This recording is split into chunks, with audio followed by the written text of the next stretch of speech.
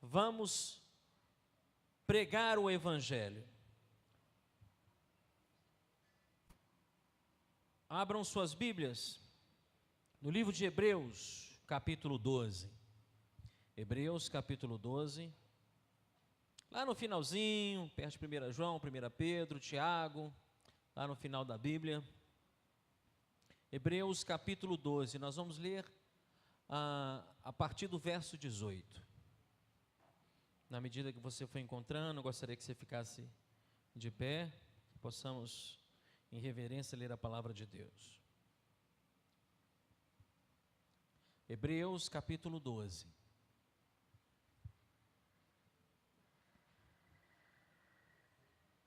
Todos encontraram? Dá um glória a Deus aí. Aleluia. Assim diz a palavra de Deus.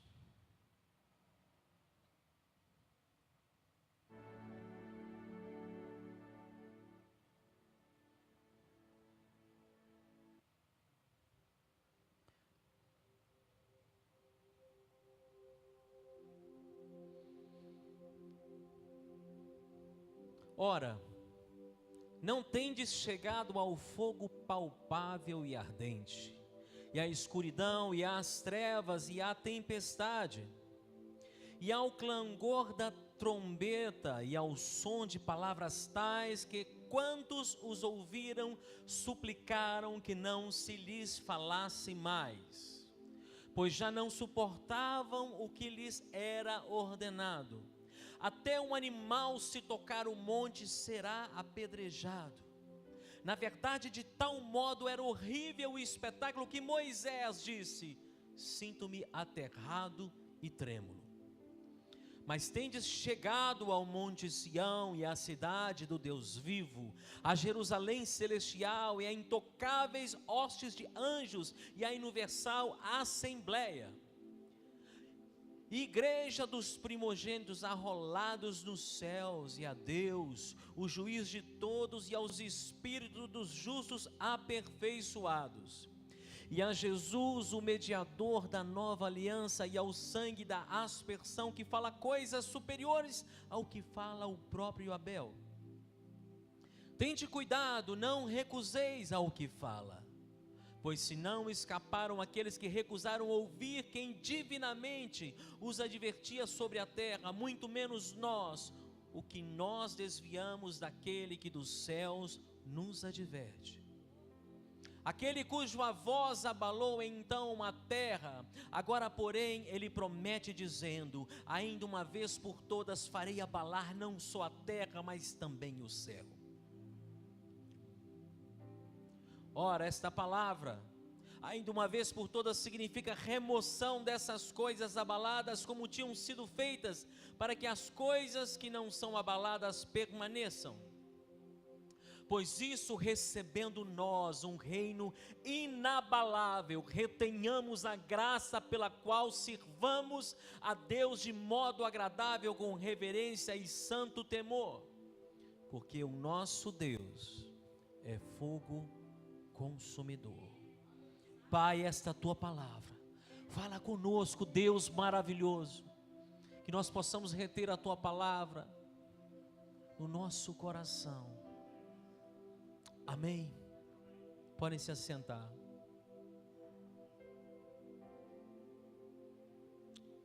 O tema desta noite é a abundante graça de Deus, a fartura da graça de Deus. Você tem recebido ou está buscando a fartura, a abundância da graça de Deus? Qual é o nosso alvo quando participamos da corrida cristã? Vocês sabem: a paz com todos os homens e a santidade diante do Senhor. O fruto pacífico, o fruto da justiça. Esses alvos trazem o ministério de Cristo como sumo sacerdote, rei de paz e justiça. Olha o que diz: porque este Melquisedeque, rei de Salém, sacerdote do Deus Altíssimo, que saiu ao encontro de Abraão quando voltava da matança dos reis e o abençoou, para o qual também Abraão separou o dízimo de tudo. Primeiramente se interpreta o rei da justiça, e depois também rei de Salém, que quer dizer rei de paz. A corrida cristã nos leva à vida com Deus e à chegada à eternidade com Ele. Como disse o apóstolo Paulo na sua carta, ele disse assim: fiz o melhor que pude na corrida, cheguei até o fim e conservei a fé, e agora está me esperando o prêmio da vitória, que é dado para quem vive uma vida correta, o prêmio que o Senhor, o justo juiz, me dará naquele dia, e não somente a mim, mas a todos os que esperam com amor a sua vinda. Você tem esperado Jesus Cristo com amor à volta dele? Olha aqui que o apóstolo Paulo está falando. Isso é o que receberá todo cristão que termina a corrida cristã. Mas é preciso dedicação para não nos afastarmos da graça de Deus nesse percurso. A graça de Deus, ela não falha, meus irmãos. O amor de Deus não falha, o direcionamento de Deus não falha. O que falha às vezes são os nossos ouvidos, que não querem escutar quando a palavra de Deus está impregnada nos nossos ouvidos. Repitam comigo: o distanciar da graça de Deus nos deixa mais perto do inimigo.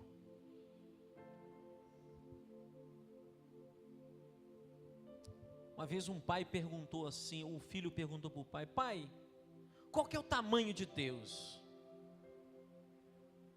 Ele falou assim, estava passando um aviãozinho, aí na criatividade ele falou: meu filho, você está vendo aquele aviãozinho lá no céu? Ele falou assim: pai, ele é pequenininho demais, pai. Agora vão ali comigo lá em Confins. Chegou em Confins, lá no vidro, ele chegou perto daquele avião grande e falou assim: agora, meu filho, que nós estamos pertinho do avião, qual o tamanho desse avião? Não, papai, o avião é grandão. Pois é, meu filho, assim é o tamanho de Deus. Quanto mais perto de Deus, maior é a graça dele nas nossas vidas. O autor de Hebreus, ele incentiva os seus leitores a dependerem completamente da graça de Deus. E ele mostra algumas opções que eu gostaria de compartilhar com os irmãos. O primeiro, olhar para trás. Gabriel, vem aqui na frente, por favor. Vem cá, faça favor. Fica aqui de frente para mim. Agora você vai olhar para trás. Olha para trás. Não, olha só, fica com o corpo só o pescoço, olha para trás. Caminha para frente. Vem caminhando para frente. Opa, bateu no obstáculo. Continua caminhando, olha para trás e continua caminhando. Olha, bateu no obstáculo. Quando a gente olha para trás, a gente não vê o que tem na nossa frente. Não é isso? Obrigado. E eu gostaria de dar um exemplo negativo. O exemplo de Esaú. Esaú não agiu segundo a graça de Deus. Desprezou a sua primogenitura, vendeu a sua primogenitura a seu irmão Jacó. Eu tenho uma gravura ali, mais ou menos explanando, pelo um prato de lentilhas. Naquela época, a primogenitura era um título, era uma posição hierárquica. O primogênito tinha a porção dobrada. Ele tinha a porção dobrada. O primogênito de Isaac era Esaú, mas ele rejeitou os seus privilégios e perdeu a sua bênção e perdeu os seus direitos. Mais na frente, Esaú tenta fazer seu pai Isaac mudar de ideia, mas já era tarde demais. Mesmo caindo em lágrimas derramadas, Esaú não conseguiu. Essa história, ela ilustra os pecados que nos privam da graça capacitadora de Deus. falta de diligência espiritual, amargura contra terceiros, imoralidade sexual, uma vida em função do mundo e da carne, tudo isso nos afasta da graça de Deus. Há quem imagine que Esaú era um indivíduo assim, blasfemo, um indivíduo obsceno. Não! Esaú era um sujeito simpático, um bom caçador, um homem que amava o seu pai, Esaú. Ele teria dado um excelente vizinho, viu, meus irmãos? Só, gente, não basta ser gente boa só para completar a corrida cristã. Não basta ser só fulano, paz e amor. Ô gente boa, se você não aceitar Jesus Cristo como seu único e suficiente Salvador, você vai para o inferno. Esaú não estava interessado nas coisas de Deus, consequentemente ele estava longe da graça de Deus. Nunca deixe de depender da graça de Deus. Esaú é uma advertência para que não vivamos em função das coisas secundárias. Olhe para o alto, para a glória da cidade celestial. O autor de Hebreus, ele compara o Monte Sinai e a entrega da lei com as bênçãos da graça na igreja. A entrega da lei descreve a apreensão do povo. O povo assustou-se ao ouvir a voz de Deus. Até Moisés tremeu nas bases, é o que diz lá no versículo 21. Na verdade, de tal modo era horrível o espetáculo que Moisés disse: sinto-me aterrado e trêmulo. Aquele que falou face a face com Deus tremeu nas bases. Hoje está faltando muita reverência, muito temor e tremor ao nosso Deus. O Monte Sinai representa a antiga aliança, o rigor da lei, a seriedade. O Monte Sião representa a nova aliança da graça em Jesus Cristo. Deus tinha de deixar claro a seriedade de sua lei, da mesma forma que devemos fazer com os nossos filhos. A nação estava na sua infância, a nação de Israel estava começando. Deus mandou as leis para que todos seguissem, eles não sabiam o que eles tinham que fazer. Muitas pessoas acham que o Deus do Antigo Testamento é um Deus rancoroso, um Deus... Não, é um Deus que usa da seriedade. A nação estava em sua infância e da mesma maneira as nossas crianças compreendem o sistema de recompensas e castigos. A Bíblia fala em ordem e decência. Antes, os conflitos, eles apareciam só lá na faculdade, né? A pessoa é criada na igreja, aí ela vai para a faculdade, aí começam os conflitos.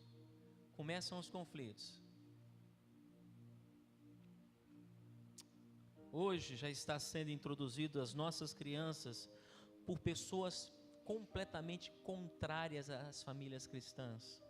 Não precisa chegar na faculdade para embaralhar a cabeça das nossas crianças.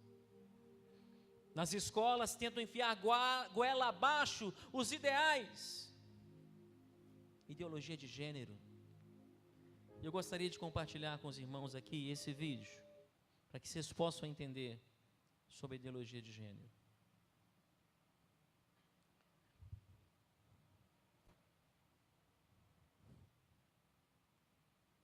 A ideologia de gênero é um câncer extremamente prejudicial às crianças e que não tem embasamento científico nenhum. Um projeto de lei da deputada Érica Cocá e do deputado Jean Willis quer permitir que crianças possam, sem a autorização dos pais, trocar de gênero. E pior do que isso, querem fornecer gratuitamente pelo SUS cirurgias de mudança de sexo sem a necessidade de apresentar qualquer tipo de diagnóstico.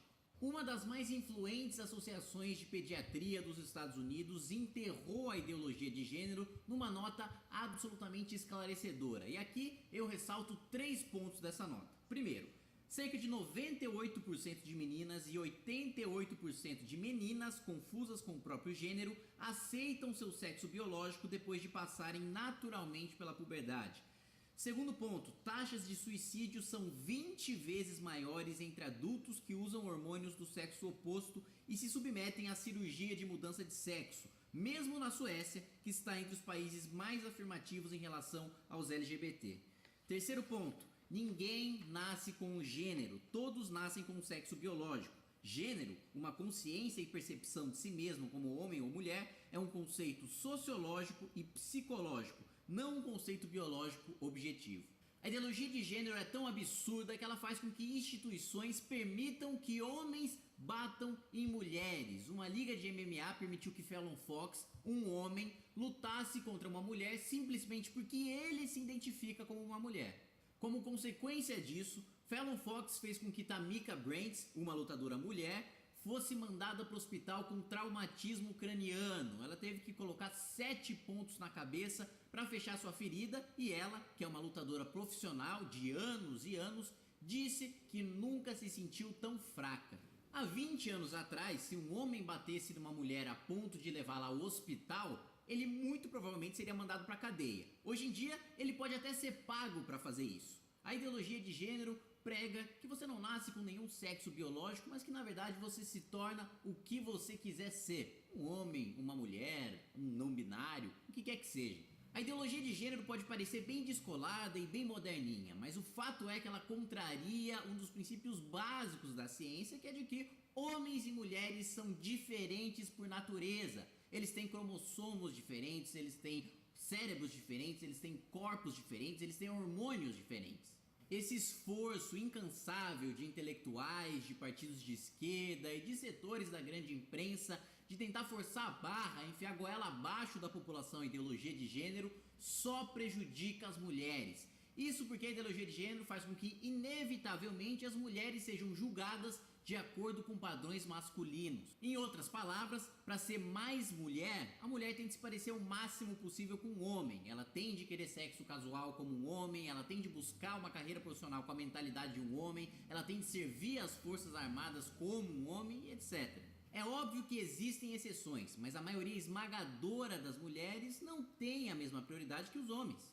Aqueles que sofrem de disforia de gênero devem ser tratados com dignidade, devem ser acolhidos pela sociedade. Mas para isso acontecer, a gente não precisa fingir que não existem diferenças entre homens e mulheres. A gente não precisa ignorar a ciência. Infelizmente, a verdade e a ciência vêm sendo deixadas de lado. Nas universidades, se você cometeu o crime de usar um pronome ofensivo, como menino ou menina, você é absolutamente discriminado. O politicamente correto é dizer meninix, trocar os os e os as, todos os artigos por x. No Canadá, isso chegou num nível tão alto, tão absurdo de politicamente correto, que você pode ser condenado pela justiça se usar o pronome errado. Meninos e meninas são diferentes, homens e mulheres são diferentes, e isso é ótimo. Um mundo em que todas as pessoas fossem iguais seria um mundo sem graça, seria um mundo sem o menor sentido. Cada indivíduo é único e insubstituível. Querer negar essas diferenças, ou pior, acabar com elas, é algo utópico e autoritário, como o socialismo. Bem esclarecedor, não é? Bem esclarecedor. Nós, como pais tementes a Deus, temos que lutar pelo direito dos nossos filhos de terem a educação segundo a palavra de Deus. Nós temos que lutar, não podemos ser impedidos disso. As investidas do inimigo não podem prevalecer.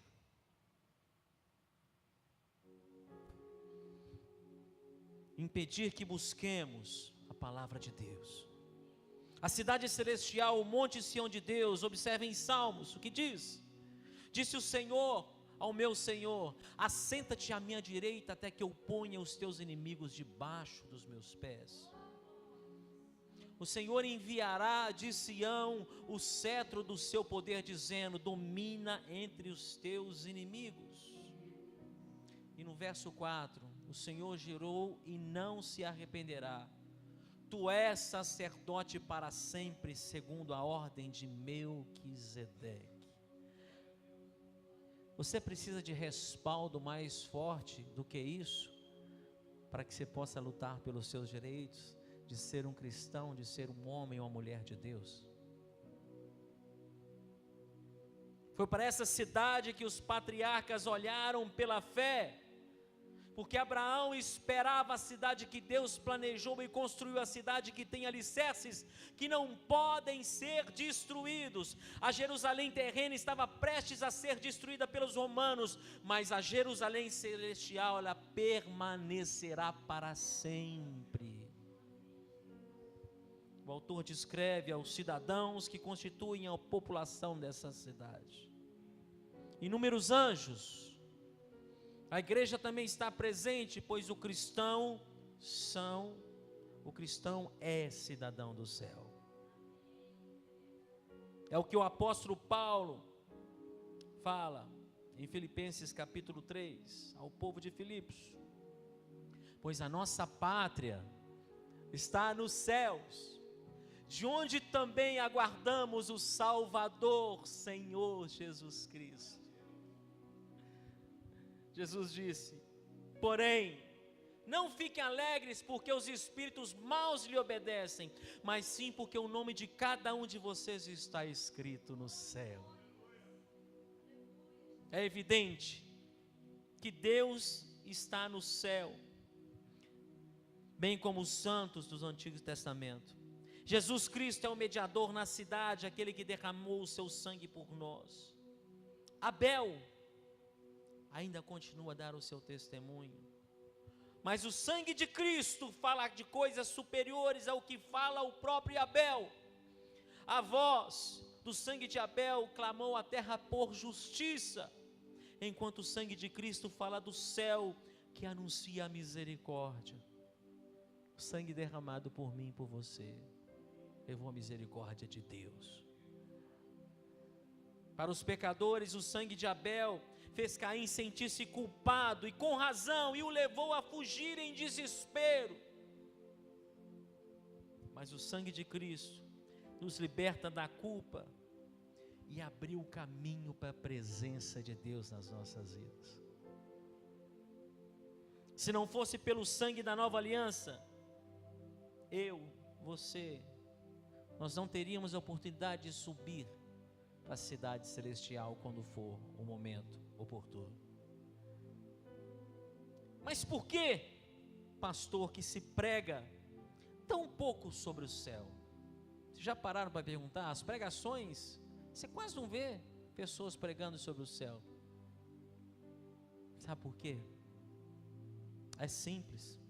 Porque pensamos mais nas coisas aqui na terra do que simplesmente nas coisas do céu. Meus amados,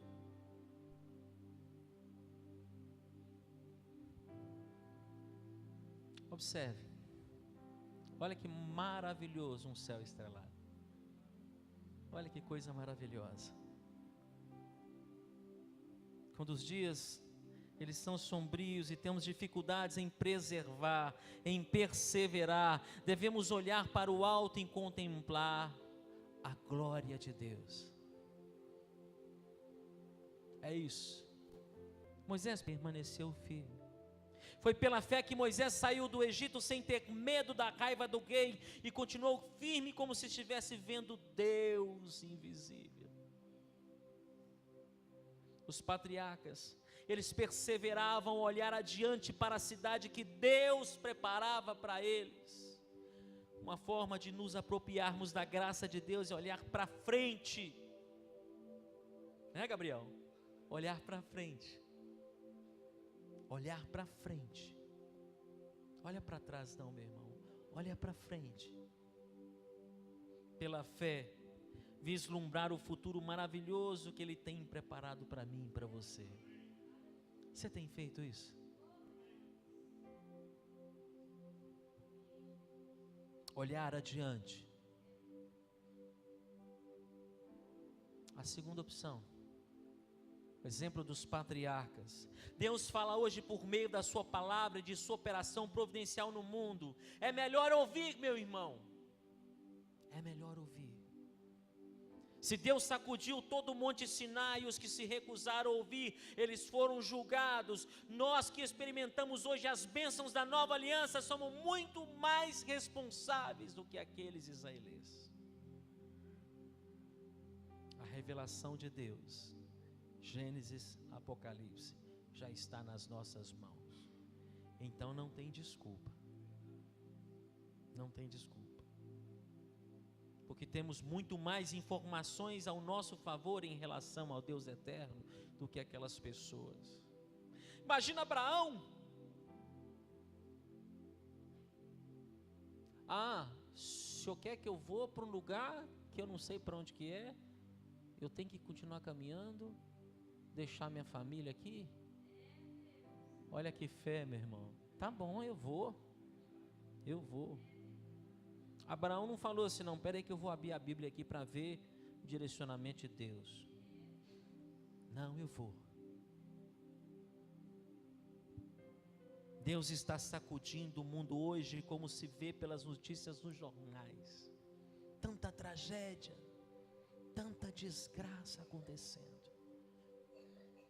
Ele deseja derrubar os andaimes e revelar as realidades inabaláveis e eternas. Infelizmente, muitas pessoas, inclusive cristãos, estão construindo a vida sobre coisas perecíveis, sobre coisas que podem ser abaladas. Onde você está construindo a sua fé?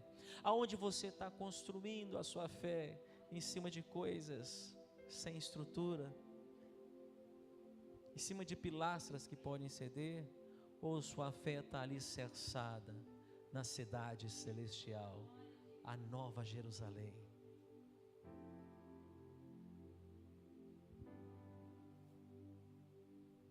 O livro do profeta Ageu, capítulo 2, verso 6, fala sobre esse abalo.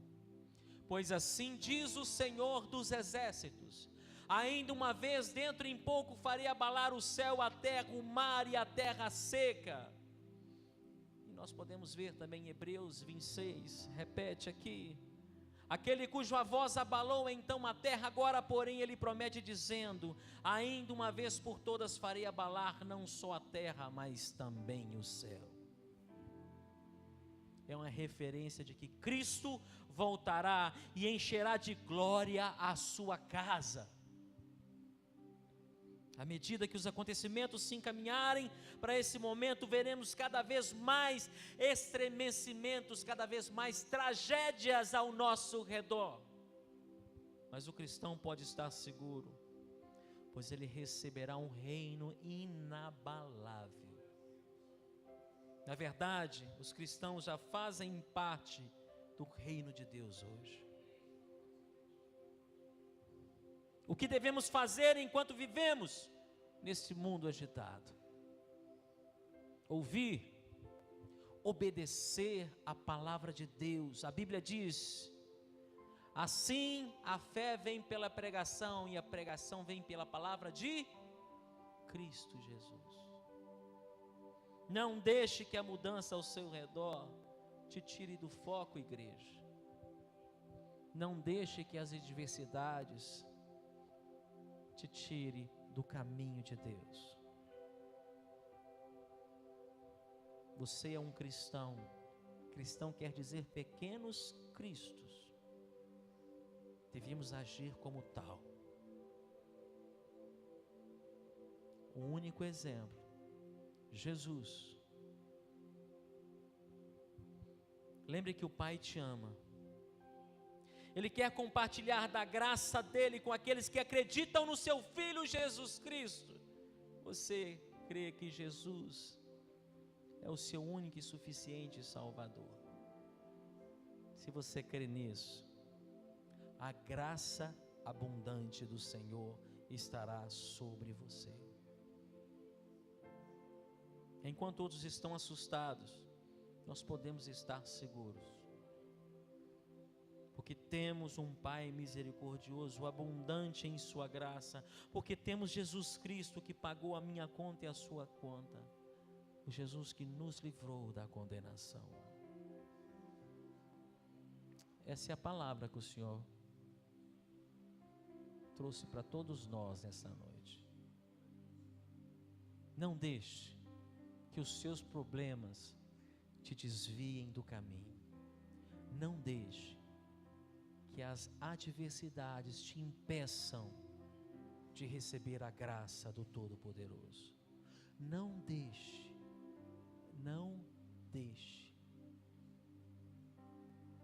Deus é tão maravilhoso.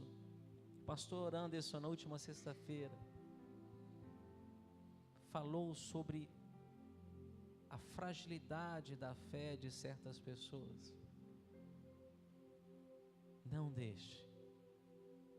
Não deixe sua fé ser frágil. Fortaleça a sua fé a cada dia. Para isso nós precisamos da igreja física, para um fortalecer o outro. Fala para o irmão do seu lado assim: conta comigo, meu irmão, porque eu quero contar contigo quando eu estiver precisando. Isso é igreja. Isso é igreja. Isso é igreja. Amém. Pastora Andréia. Nós vamos pedir a Deus perdão por toda essa sujeira. Eu quero te convidar a ajoelhar. Por toda essa sujeira que entrou. Se você não pode ajoelhar, fica à vontade. Mas eu quero que você ore aí. Eu quero que você confesse a Deus: Deus, me perdoa porque um dia eu vesti fantasias, eu arranco agora. Arranca, igreja. Eu quero que você tira todas as fantasias. Deus, eu tiro todas as fantasias, todas as máscaras, todas as maquiagens que eu usei, todo o lixo que ocupou, que entrou no meu corpo. Pode arrancar, igreja. Eu arranco agora das minhas vestes, do meu corpo espiritual, toda fantasia. Eu te peço perdão por ter pisado nesse lugar de contaminação, aonde o Senhor não é adorado. Pai, nós estamos aqui te pedindo perdão, oh Deus, por cada vítima, por cada pecado, por tanto sangue derramado nessa festa. Pai, nós estamos aqui te pedindo perdão, Jesus. Nos perdoa, Pai. Nos perdoa, Deus. Nos perdoa pelo pecado da ignorância. Nos perdoa porque um dia, Pai, nós estivemos ali como cegos, Pai. Nos perdoa por toda a bebida que foi tomada. Ó Deus, por toda a música que foi cantada, por todo demônio que foi adorado e não foi o Senhor. Nós estamos aqui, Pai, diante do Senhor te pedindo perdão. E nós saímos, nós nos levantamos agora. Igreja, se levanta. Nós nos levantamos agora. Nós saímos desse lugar de festa da carne. Nós saímos agora. Nós saímos de todos os lugares que nós entramos, de todas as festas que nós participamos. Nós saímos agora, Pai, e nós nos achegamos à Tua presença. Pai, seja adorado no nosso meio. Pai, nós precisamos somente da Tua doce presença. É somente a Tua doce presença que nos satisfaz, Deus. Nós precisamos do Teu amor, esse amor que nos constrange a cada manhã, Pai. O Senhor está pronto, Pai. O Senhor está pronto, Deus, para nos ouvir. Pai, seja conosco nessa noite. Seja conosco todos os dias, porque nós queremos caminhar, Jesus, todos os dias com o Senhor. Nos purifica a cada dia. Limpa as nossas vestes. Fala conosco, Deus. Nós ansiamos pela Tua vinda, Jesus. Nos ensina a preparar mais, a preparar melhor para a Tua vinda. Espírito Santo, seja conosco nessa noite. Fala conosco, Espírito Santo. Nos encha com a Tua presença, Pai, para a glória do Senhor, Pai. Aleluia.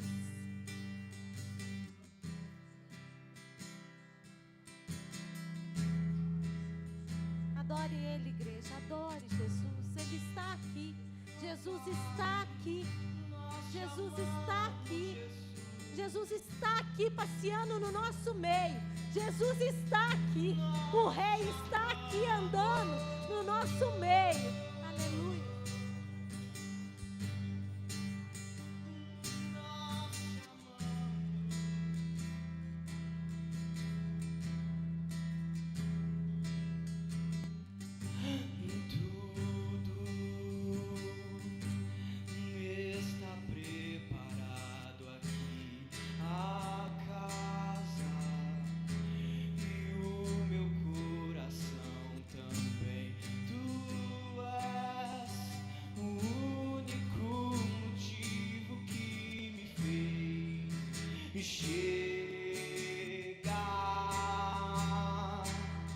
os filhos